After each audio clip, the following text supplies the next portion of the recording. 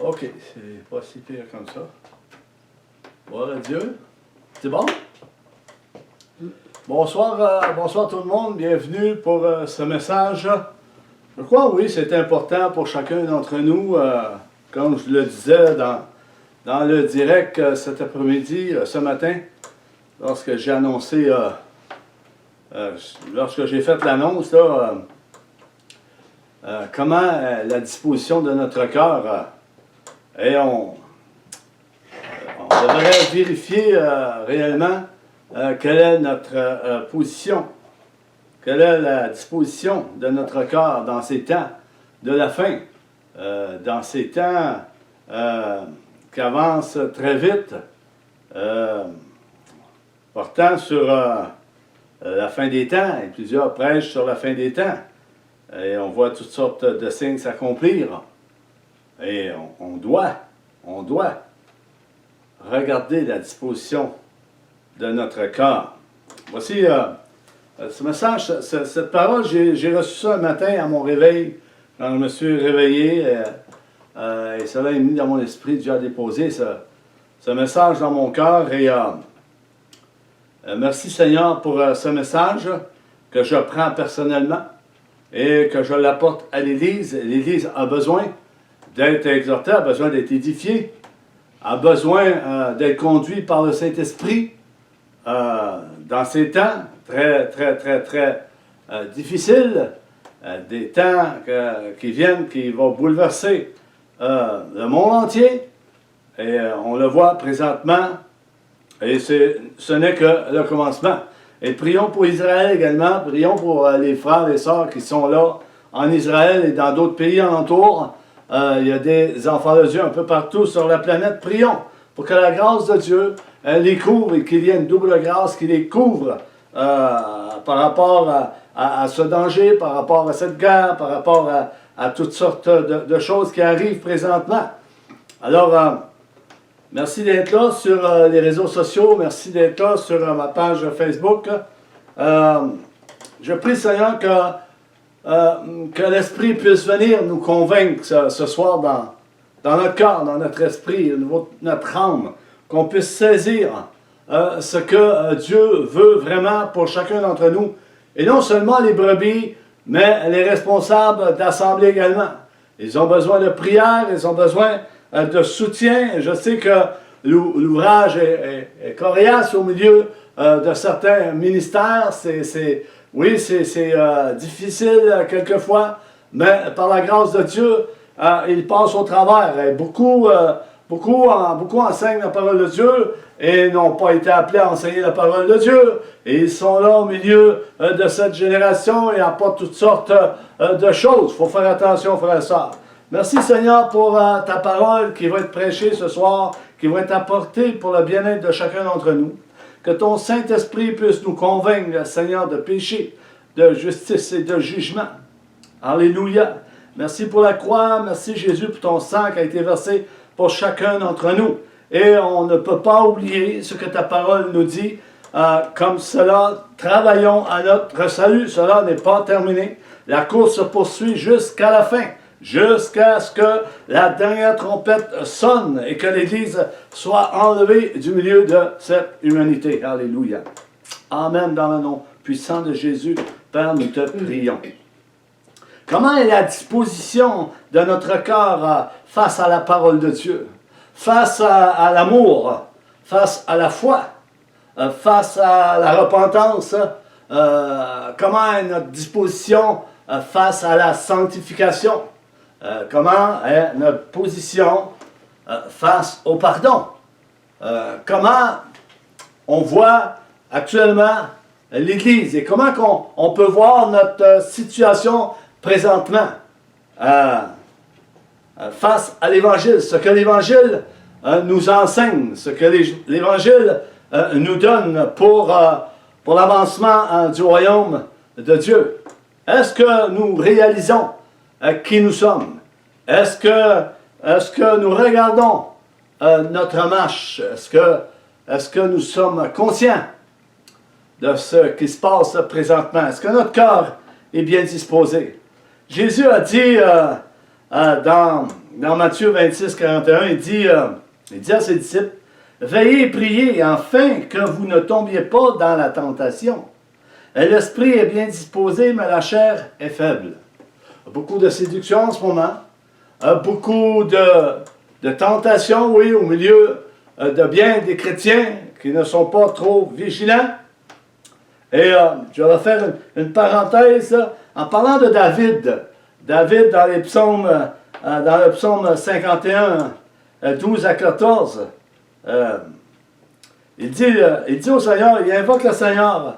David est repentant. David invoque le Seigneur et dit, ne me retire pas ton Saint-Esprit. Ne me retire pas ton Saint-Esprit. On va lire dans le psaume 51 ce que dit David. Ce que dit David, la prière qu'il fait, c'est une prière de repentance qu'il fait envers le Seigneur, vers le Seigneur. Il sait qu'il a fait mal. Il n'a pas fait quelque chose de bien. On va commencer au verset 12. « Ô Dieu, crée en moi un cœur pur. Renouvelle en moi un esprit bien disposé. » Est-ce que l'Église est bien disposée à recevoir ce que Dieu veut transmettre par son esprit? C'est une question qu'on peut regarder ce soir, chacun d'entre nous et chaque responsable. Es-tu disposé à entendre ce que l'Esprit veut dire à son Église? Que ce soit une réprimande, que ce soit une consolation, que ce soit un avertissement, que ce soit pour fortifier l'Église, pour édifier l'Église, pour donner une direction, et même reprendre quelques responsables qui sont irrépréhensibles. Est-ce que votre cœur est prêt à accepter ces choses? L'Esprit de Dieu vous parle. L'Esprit de Dieu nous parle. Ne me rejette pas loin de ta face. Ne me retire pas ton Esprit Saint. Et ceux qui croient avoir le Saint-Esprit, il devrait avoir une crainte qui s'installe au milieu de chacun d'entre nous. Ne me retire pas ton Saint-Esprit. Parce que Dieu peut retirer bien des choses. Il est en contrôle de tout, frère et sœurs. Tout n'est pas acquis. Dieu donnera pas ce que l'âme, le cœur demande pour le bien de soi-même. Le corps de Christ, c'est un ensemble, c'est un tout, et rien ne nous appartient. Nous sommes redevables les uns les autres, et on doit transmettre ce que Dieu nous a donné à chacun d'entre nous, les dons, des talents, etc. Verset 14. Rends-moi la joie de ton salut, et qu'un esprit de bonne volonté me soutienne. Et qu'un esprit de bonne volonté me soutienne. Alléluia. Alors David avait péché contre Dieu. Même s'il le connaissait. Plusieurs peuvent dire, je connais Dieu. Est-ce que si tu le connais assez, tu vas reconnaître ton péché, la pratique du péché? Ce psaume est un psaume de repentance pour David. Nous savons qu'il a commis l'adultère avec Bathsheba. Et ensuite, le meurtre d'Uri, le mari de Bathsheba. Uri était le bras droit de David, son ami.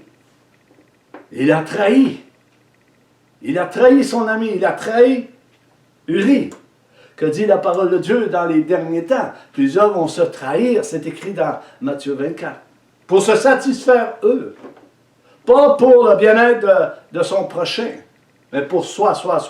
Moi. Comme plusieurs responsables peuvent le faire, et brebis également, dans cette génération. David a reconnu son crime contre Dieu.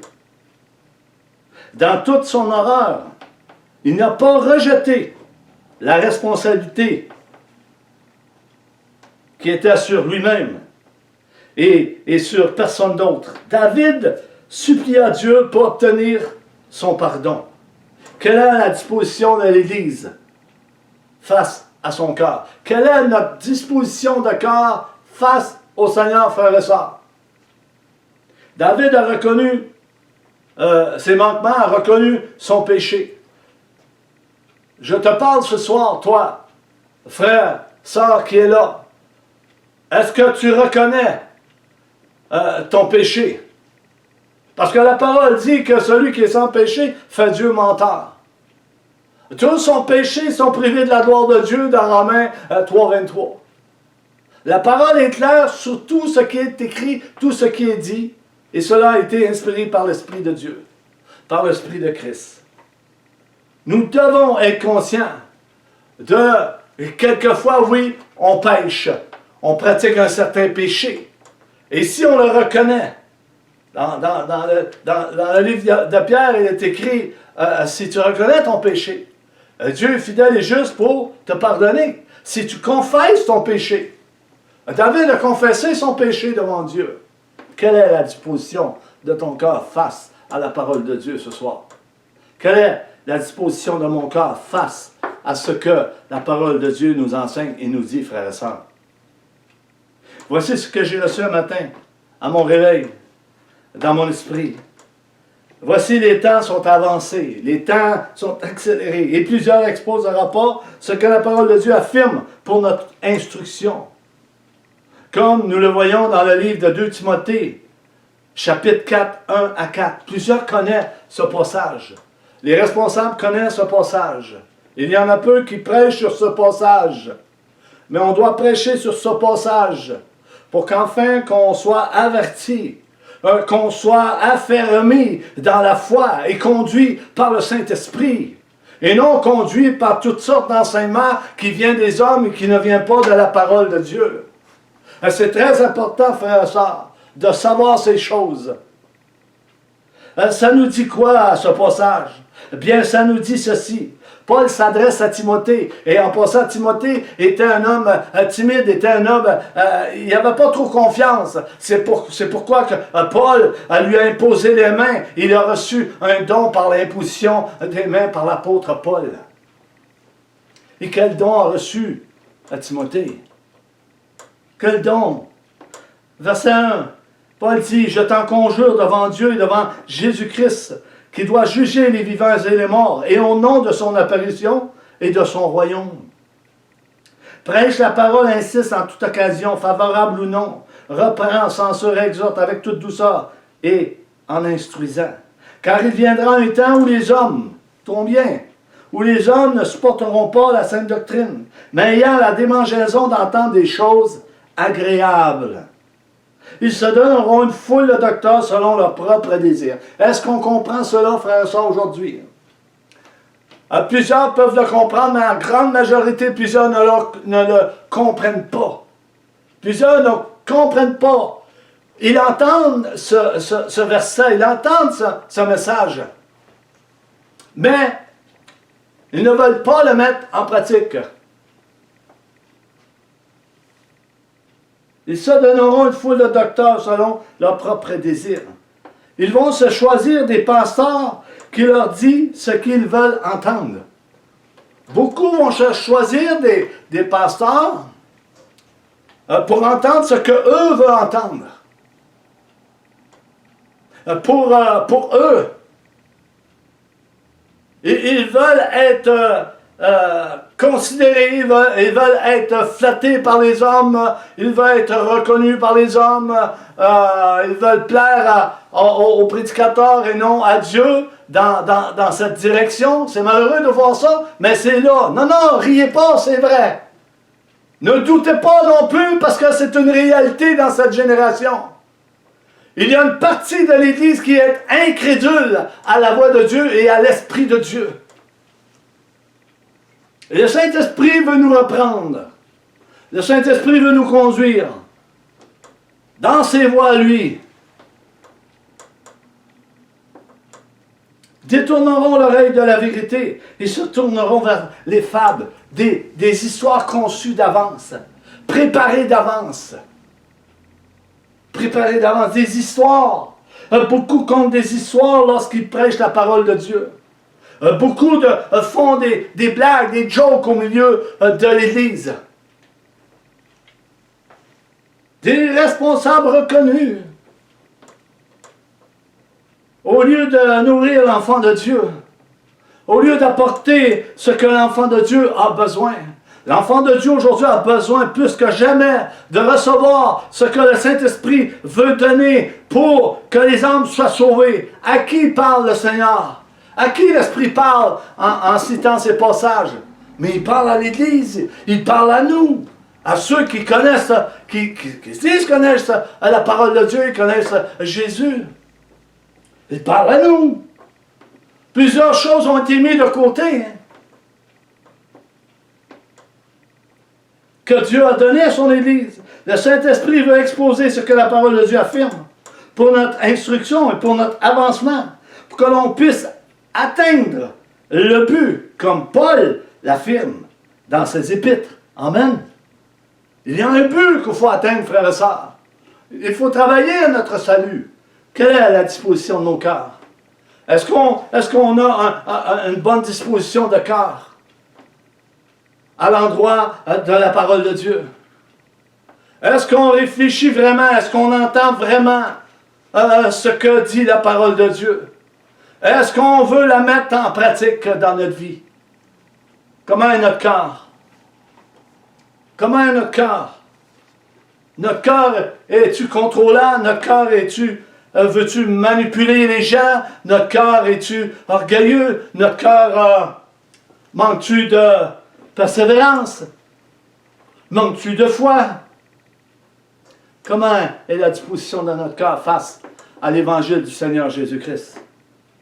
C'est une question qu'on doit se poser, chacun d'entre nous, frères et sœurs, et c'est très sérieux. L'Esprit de Dieu est un très bon détecteur au niveau du cœur. Qui connaît mieux le cœur que le Seigneur, que le Saint-Esprit, que Dieu le Père, Jésus-Christ lui-même? Qui est du mensonge? Qui peut discerner le mensonge? Qui discerne le mensonge actuellement? Qui est là, qui se promène un peu partout, dans certaines assemblées, dans l'Église du Seigneur Jésus? Qui a ce discernement pour dire il y a d'autres esprits au milieu de nous, des esprits de sorcellerie?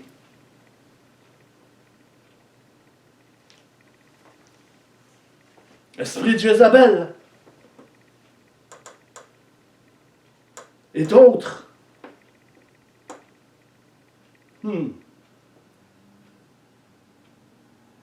Alléluia. Nous pouvons remarquer aujourd'hui que l'Église moderne, quand je dis l'Église moderne, c'est une Église extravagante, c'est une Église qui a imité les choses de ce monde, les lumières, l'extravagance, c'est des choses inutiles. Et les églises sont remplies de matériel, du matérialisme pour plaire aux gens qui sont là, pour attirer les gens. Mais les gens, sont-ils nourris de la parole de Dieu? Est-ce qu'ils reçoivent les vraies paroles qu'ils devraient recevoir pour leur marche, pour un changement, pour une repentance, pour un pardon, pour une réconciliation, pour avancer dans l'amour? Est-ce qu'ils reçoivent les bonnes paroles?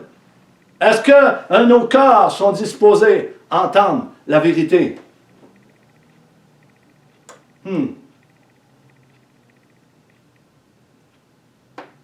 Nous pouvons remarquer aujourd'hui que l'Église moderne vit des moments difficiles, mais aussi glorieux pour certains. Oui, glorieux pour certains. Plusieurs vous diront, nous voulons respecter ceux qui sont là au milieu de l'Église et qui ne croient pas à l'ensemble de la parole de Dieu.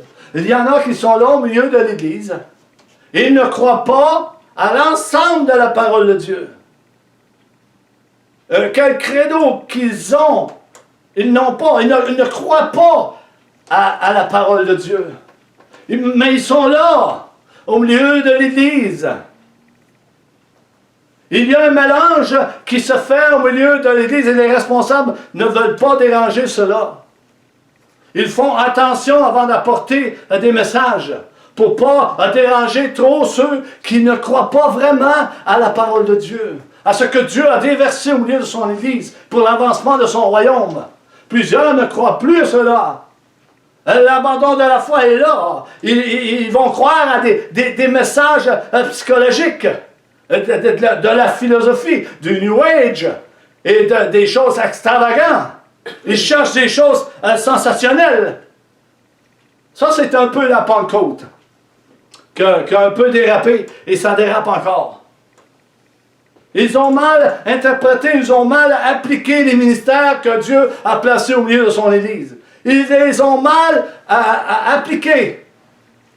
Il y a des ministères qui ont été appliqués pour soi, moi, et non pour le peuple de Dieu.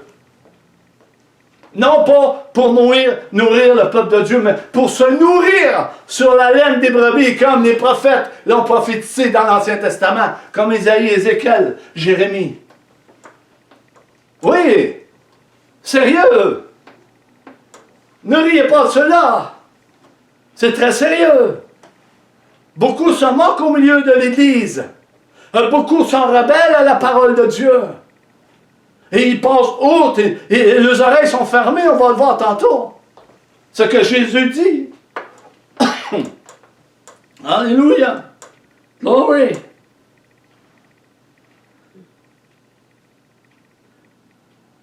Et tout cela pour l'avancement du royaume.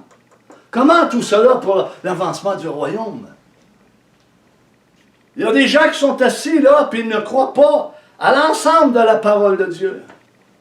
Et ils sont dans la louange et ils adorent Dieu, mais ils ne croient pas. Ils sont incrédules. Ils font croire qu'ils marchent dans la piété. Mais ils ne marchent pas dans la piété. Ils marchent pour eux-mêmes. Non pas pour son prochain. Non pour l'avancement du royaume des cieux. Mais pour eux. Pour eux.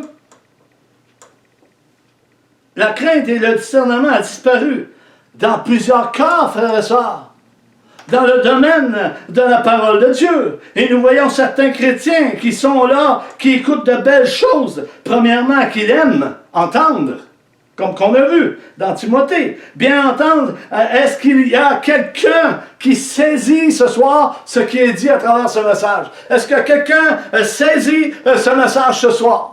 Quelle est la disposition du cœur de chacun d'entre nous au milieu de cette Église? Dans ces temps de la fin.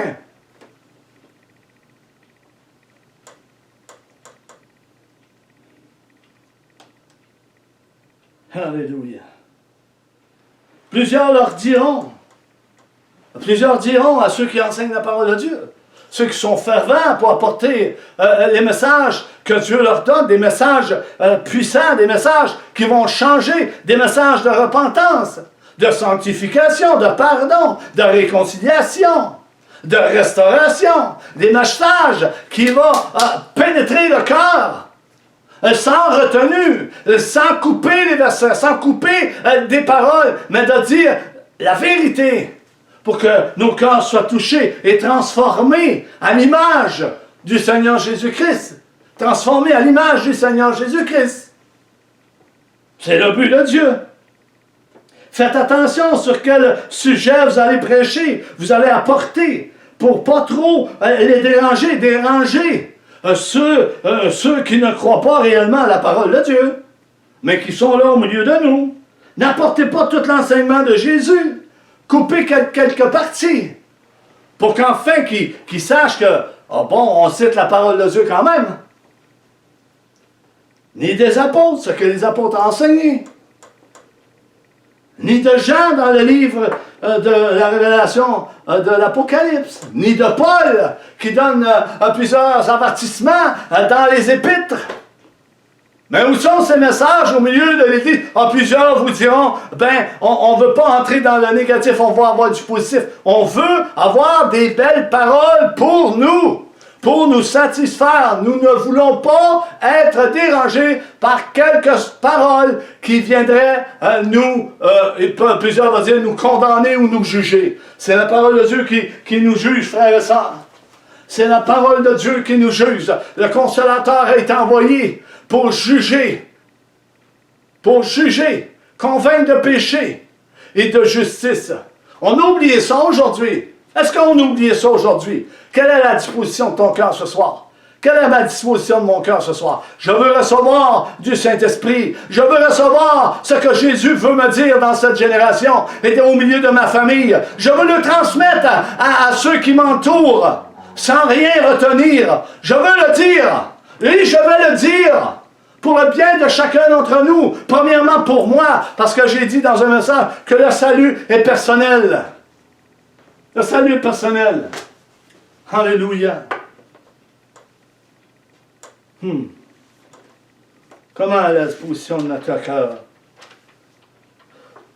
Plusieurs veulent entendre ce qu'ils désirent entendre. Ils ne veulent pas être dérangés. Et les responsables appuient leur comportement au lieu de bien des assemblées. Beaucoup de responsables approuvent leur comportement en disant qu'ils vont changer. Mais en disant qu'ils vont changer, apporter la profondeur de la parole de Dieu pour qu'ils puissent changer, apporter les vraies choses pour qu'ils puissent changer, arrêter d'être flottant d'un bord puis de l'autre, puis apporter de belles choses pour flatter les gens, apporter ce que l'âme a besoin de recevoir. Alléluia.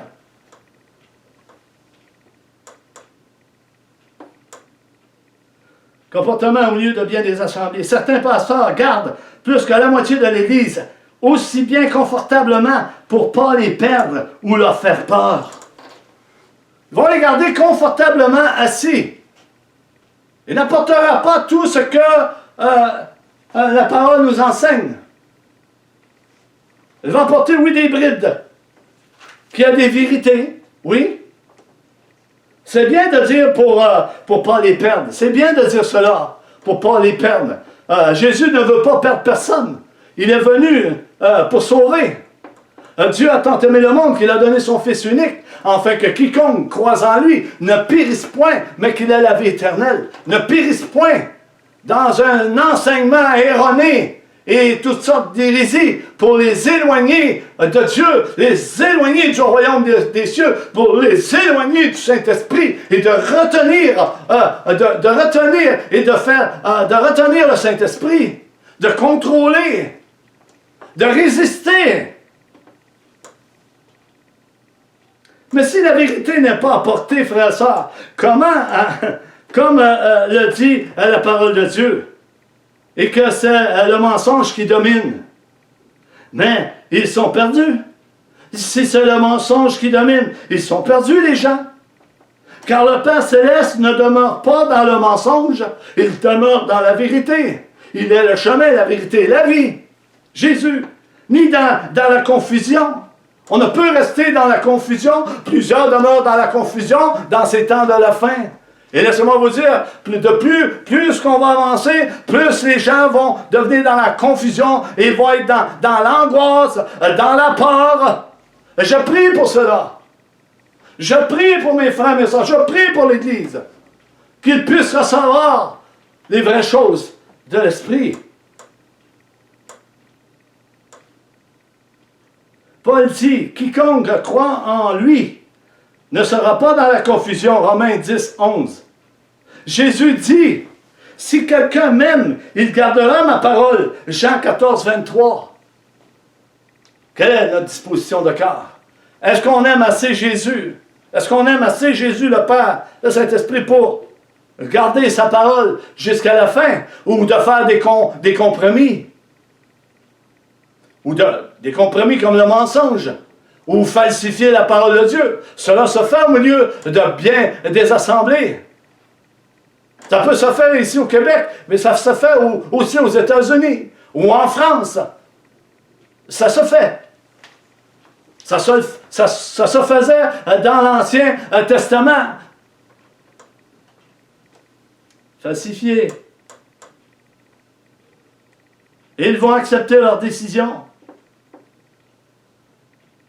Ils vont accepter la décision de ceux qui s'opposent à la vérité. Ceux qui sont ennemis de la croix. Parce qu'ils ne le voient pas. Ils ne voient pas. Car plusieurs ne croient plus à l'ensemble de la parole de Dieu. Ils vont apporter comme prétexte qu'ils ne sont pas prêts à entendre. C'est faux! C'est faux! Qui connaît le cœur plus que Dieu? Dieu connaît le cœur.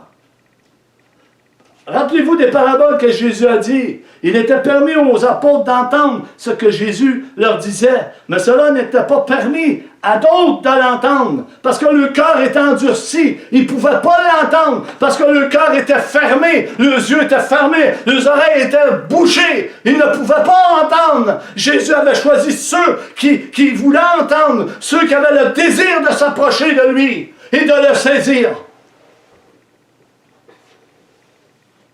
Hey, allô? Qui construit l'Église aujourd'hui?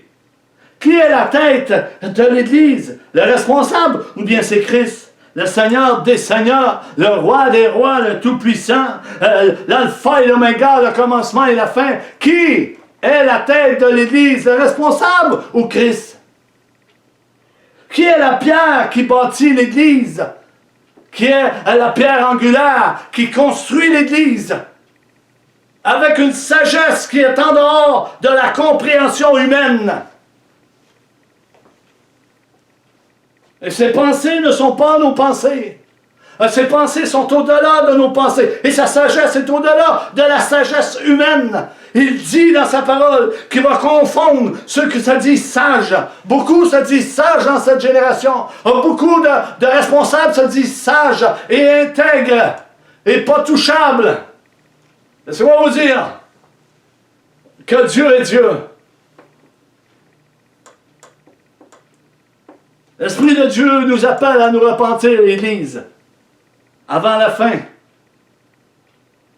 Il est vrai qu'il y a des enfants en Christ qui sont au milieu de l'Église qui ne sont pas rendus à un point de comprendre, mais cela n'empêchera en aucun cas qu'à l'Esprit de Dieu d'apporter et de dire ce que le Saint-Esprit veut communiquer à son Église, au corps de Christ. Ce que la parole de Dieu affirme par le Saint-Esprit pour l'éducation du corps et l'exhortation tout en apportant une consolation, une révélation, une instruction. Cela n'empêchera pas au Saint-Esprit d'apporter ce qu'il veut apporter, même s'il y en a qui ne comprennent pas. Parce qu'il y en a qui veulent comprendre. Il y en a qui veulent saisir la vie éternelle. Et il y en a qui sont ennemis de la croix. Ils sont au milieu de nous. Qui a transmis les dons à l'Église? Le responsable ou bien le Saint-Esprit? En les distribuant à chacun comme en particulier, comme il lui plaît et comme il le veut. N'est-ce pas le Saint-Esprit? Ce n'est pas le responsable, ni une école biblique, ni celui qui enseigne dans une école biblique qui a donné le Saint-Esprit et les dons pour que l'Église soit en santé. Et cela manque beaucoup au milieu de plusieurs églises ici au Québec. Et je vous encourage, responsables, à ranimer ce que Dieu a placé au milieu de vous, au milieu de vos familles, au milieu de l'Église, pour qu'enfin que l'Église soit en santé. Et plusieurs vont dire, « Ah, on n'a pas besoin des dons. La parole nous suffit. » Mais lisez la parole comme il faut. Allez vérifier comme il faut. Allez vérifier.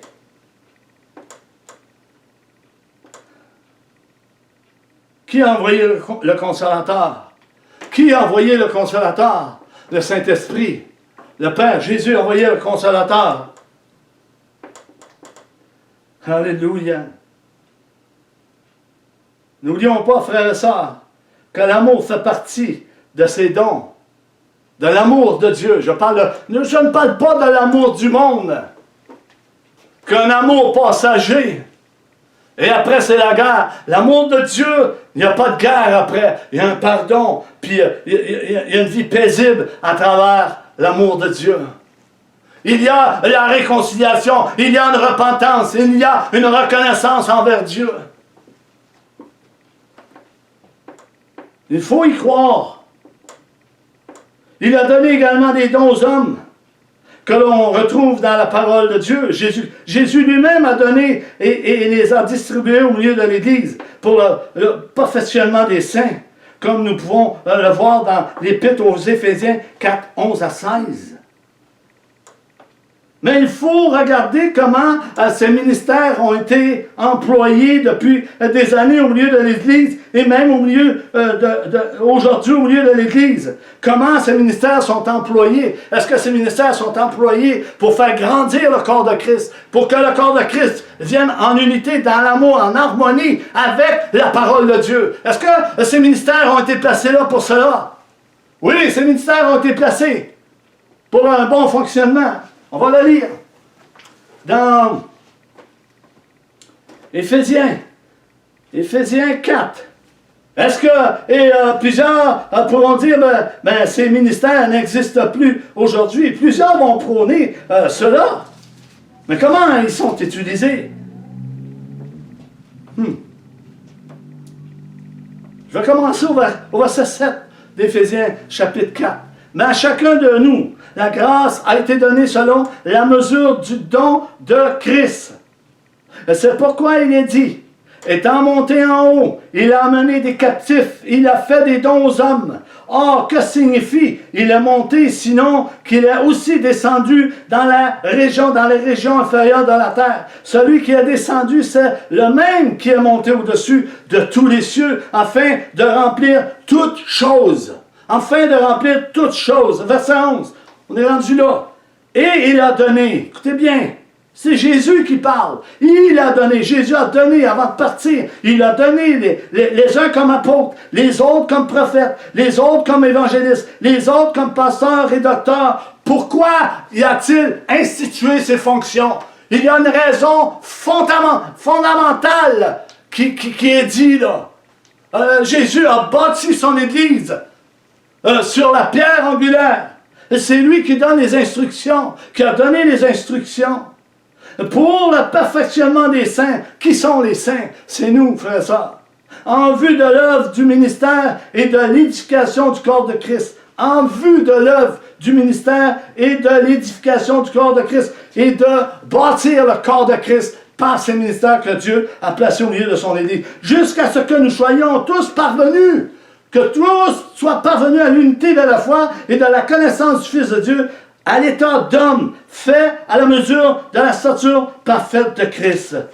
Parfaite de Christ. Je continue 14. Afin que nous ne soyons plus des enfants flottants et emportés et à tout vent de doctrine par la tromperie des hommes. Et combien il y en a de la tromperie des hommes au milieu de cette génération? Il y en a eu dans le passé, dans l'Église primitive, il y en a eu, dans l'histoire de Paul, il y en a eu, et il y en aura toujours. Et c'est pour cela que ces ministères ont été établis, ces fonctions ont été établies pour apporter la vérité, pour corriger, pour instruire, pour redresser avec amour et douceur. Alléluia. Tromperie des hommes par leur ruse dans les moyens de séduction. Combien d'hommes sont rusés et combien de femmes ils sont rusées dans cette génération? Plusieurs veulent prêcher la parole de Dieu. Où c'est écrit? Dites-moi où c'est écrit. 15. Mais que, professant la vérité dans la charité, nous croissons à tout égard en celui qui est le chef, Christ. C'est Christ le chef. C'est Christ qui a institué ses fonctions. Et plusieurs sont rebelles à ces fonctions. Ils rejettent du revers dans la main ce que le Saint-Esprit dit au milieu de l'Église. Plusieurs vont en rencontre, frères et sœurs. Plusieurs vont passer au confessionnal de Christ, face à face avec Christ. Moi, le premier. Ceux qui ont été placés pour enseigner, on sait qu'ils vont être jugés plus sévèrement. Le Saint-Esprit vous parle à soir, responsable. Brebis. Alléluia. C'est pour notre bien à nous. Est-ce qu'on est prêt à recevoir ce message? Est-ce qu'on est prêt? Est-ce que notre cœur est disposé à recevoir ce que le Saint-Esprit veut transmettre à chacun d'entre nous? À travers sa parole. C'est pas moi qui le dis, c'est sa parole qui le dit. 16. C'est de lui. C'est de lui et grâce à tous les liens de son assistance que tout le corps, bien coordonné et formant un solide assemblage, tire son accroissement selon la force qui convient à chacun de ses parties et s'édifie lui-même dans la charité. S'édifie lui-même dans la charité, dans l'amour. Bâtir dans l'amour, à travers ses dons, à travers ses fonctions, à travers ce que le Saint-Esprit nous dit. Nous devons recevoir ce que la parole de Dieu nous dit. Mais aujourd'hui, plusieurs sont incrédules, plusieurs ne croient plus. Et nous le voyons, frères et sœurs. Plusieurs sont tombés dans l'apostasie, l'abandon de la foi, l'amour du plus grand monde se refroidit, l'iniquité monte à son terme. Alléluia. Alléluia. L'Esprit de Dieu avait parlé au prophète Ésaïe en lui disant ceci: qu'il entende ou qu'il n'entende pas, parle. L'Esprit de Dieu parle au prophète Isaïe. Il dit qu'il entende ou qu'il n'entende pas, parle. Parce qu'il y en a qui n'entendent pas. Mais il dit à Isaïe, parle pareil. Parce qu'ils ne pourront pas dire, lorsque la résurrection va venir, lorsque l'enlèvement va avoir lieu, tous, on va se présenter devant Christ. Et ils ne pourront pas dire, nous n'avons pas entendu ces paroles, maître. Ils n'auront pas, ils ne pourront pas se justifier. On ne pourra pas se justifier, frères et sœurs. Ce qui a été fait, ce qui a été dit, ce qui a été annoncé, va s'accomplir.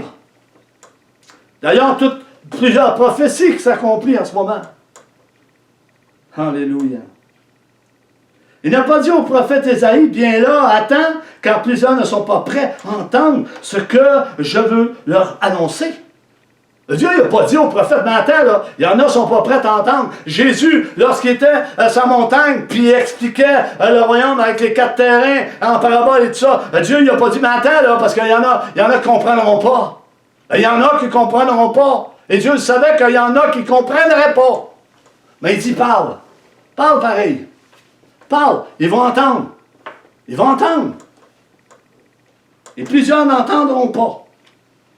Plusieurs ne verront pas. Plusieurs ne saisiront pas. Est-ce que c'est pareil aujourd'hui, frères et sœurs? Bien sûr que c'est pareil aujourd'hui. Il n'a pas dit au prophète Ésaïe, bien là, attends, car plusieurs ne sont pas prêts à entendre ce que je veux leur annoncer. Dieu dit donc, je leur parle avec des comparaisons, parce qu'ils regardent, mais ils ne voient pas. Ils regardent, mais ils ne voient pas. Ils entendent, mais ils n'écoutent pas. Ils ne comprennent pas ainsi. Il leur arrive ce que le prophète Ésaïe a annoncé. Dieu dit, vous entendrez bien, mais vous ne comprendrez pas.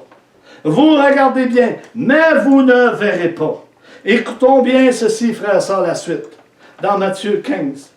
Oui, la tête du peuple est devenue dure. Il parlait au peuple d'Israël en ce moment. Il parlait à ceux qui étaient là, la grande foule où Jésus parlait. Ils ont bouché leurs oreilles. Ils ont fermé les yeux. Ils ne voulaient pas voir avec leurs yeux, entendre avec leurs oreilles, comprendre avec le cœur. Dieu parle au cœur dans cette génération-ci, frères et sœurs. Dieu parle au cœur.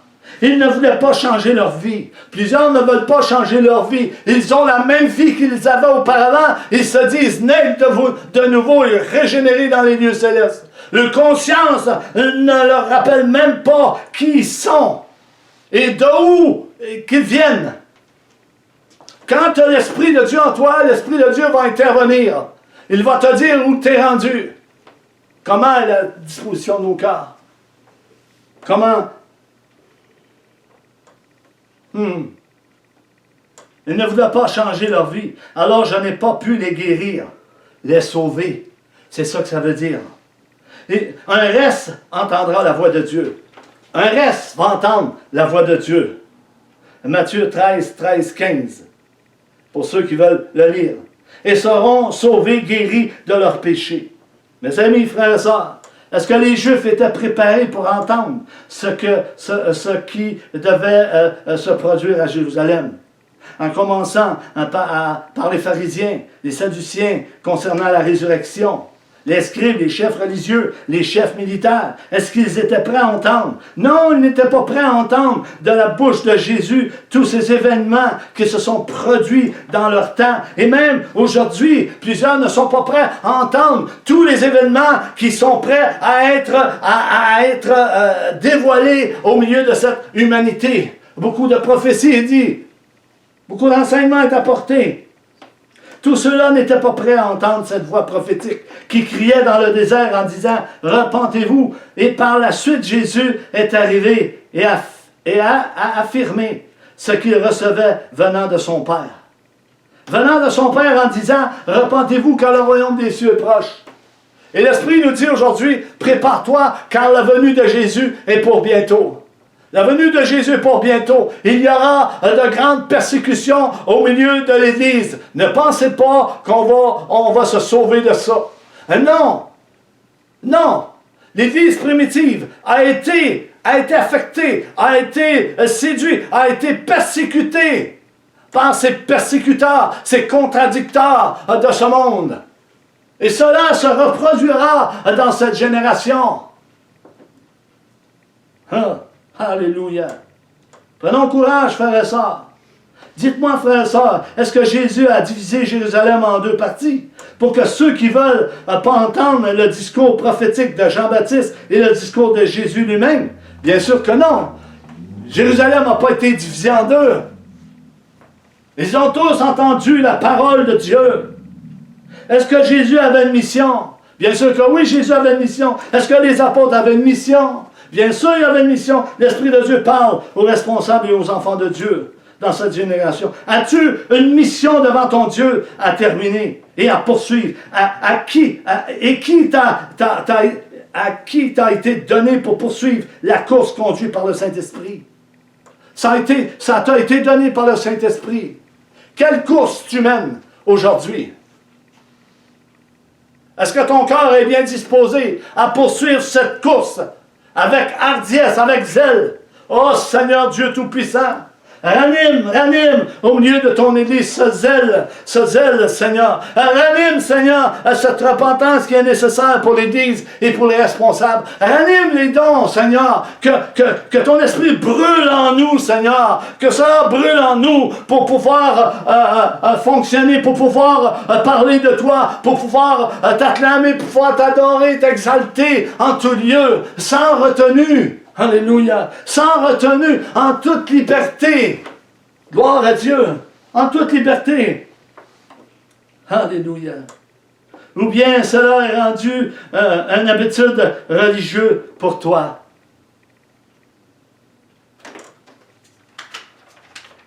Je termine bientôt. Jésus avait la mission d'établir ce que les prophètes avaient annoncé de lui, qui est l'accomplissement de la loi de Dieu par les prophètes. Jésus est la fin de toutes choses. Jésus est le commencement et la fin de toutes choses. Jésus! On doit porter le nom de Jésus dans nos cœurs. Sanctifier le nom de Jésus-Christ dans nos cœurs. Matthieu 5, 17, 18, ça nous dit « Ne croyez pas que je sois venu pour abolir la loi et les prophètes.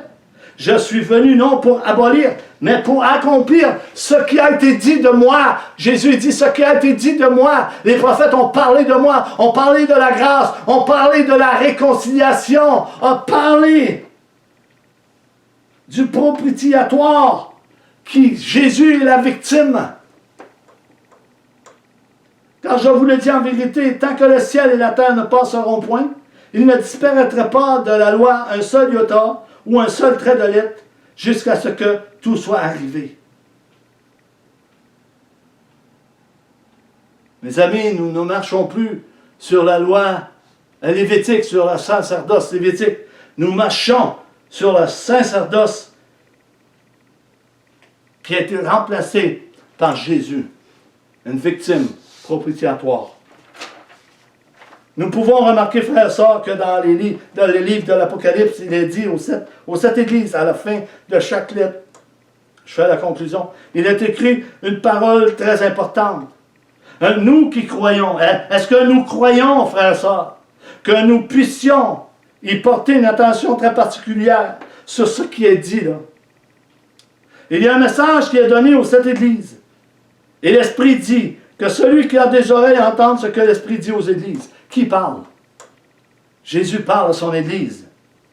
L'Esprit de Christ parle à son Église. Alléluia.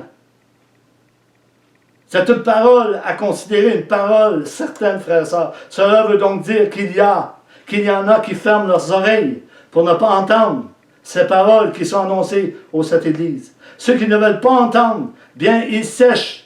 Ils ont une vie spirituelle complètement sèche, sans fruit. Et nombreux sont comme cela. Prions Dieu pour qu'il puisse nous aider. Je vous dis, frères et sœurs, aujourd'hui, prenez garde à ce que vous entendez venir des docteurs en théologie ou d'autres qui s'autoproclament prophètes, évangélistes, pasteurs et docteurs, et ainsi de suite. Écoutons plutôt ce que dit le Saint-Esprit à nos cœurs et ce qu'il enseigne venant de la parole de Dieu. Nous avons besoin du Saint-Esprit. Nous avons besoin de Jésus. L'homme a bien des projets, comme Jérémie l'a dit, mais c'est les projets de Dieu qui s'accomplira, frères et sœurs, dans nos vies. Jérémie 29, 11, 13. Et plusieurs tordent un peu cette parole pour le bien-être à eux autres. Comme il est dit dans le texte du prophète Jérémie, vous remarquerez bien que cette parole soit accomplie. Pour que cette parole soit accomplie, il y a une condition qui est mentionnée au verset 13. L'Esprit de Dieu dit, si vous me cherchez de tout votre cœur, si vous me cherchez de tout votre cœur, je vais vous donner ceci et cela. Et le projet de Dieu va s'accomplir dans ta vie si nous le recherchons de tout notre cœur, en marchant dans l'obéissance de sa parole, conduit par le Saint-Esprit. Ça dit au verset 11 du verset 29 de Jérémie. « Car je connais les projets que j'ai formés sur vous, dit l'Éternel, projets de paix et non de malheur, afin de vous donner un avenir et de l'espérance. Vous m'invoquerez et vous partirez, vous me prierez et je vous exaucerai. Vous me chercherez et vous me trouverez. Si, il y a un si qui coupe là. Vous me chercherez. Si vous me cherchez de tout votre cœur, quelle est la disposition de notre cœur ce soir? Est-ce qu'on recherche la face de Dieu? Prions pour l'Église du Seigneur Jésus-Christ et les responsables qui gouvernent. Toi qui entends, est-ce que tu obéis à ce que Dieu te demande? Ton cœur est-il disposé à obéir et entendre ce que l'Esprit dit? Est-ce que David a obéi à Dieu? Non. Mais son cœur était bien disposé. Il reconnaissait son péché contre Dieu. Il avait un cœur qui reconnaissait ses fautes et les confessait devant Dieu en se repentant. Repentez-vous. L'Esprit dit, repentez-vous. Prions. Demandons grâce à Dieu, une double grâce sur son Église. Église, repens-toi. La fin arrive bientôt. J'ai terminé. Merci Seigneur pour ce message. Merci pour mes frères et sœurs qui sont là en direct. Puisses-tu les bénir, puisses-tu les convaincre comme tu peux me convaincre. Tu puisses me diriger, les diriger dans toutes tes voies. Nous voulons marcher dans tes voies. Seigneur, que l'amour abonde encore plus au milieu de ton Église. Seigneur, que la foi augmente encore plus au milieu de ton Église. Restaure, Seigneur, ceux qui ont besoin d'être restaurés. Seigneur, que ceux qui se sont pas réconciliés avec toi, mais qui se réconcilient avec toi. Il est encore temps. Et pour ceux qui sont à l'extérieur, n'attendez pas de confesser le nom de Jésus, de reconnaître vos péchés et de venir à Jésus et de vous laisser saisir par Jésus, parce que c'est Jésus qui saisit si tu reconnais le Seigneur des Seigneurs comme sauveur de ta vie. Je vous laisse là-dessus. Alléluia. Prions, persévérons et gardons la foi et l'amour. Amen.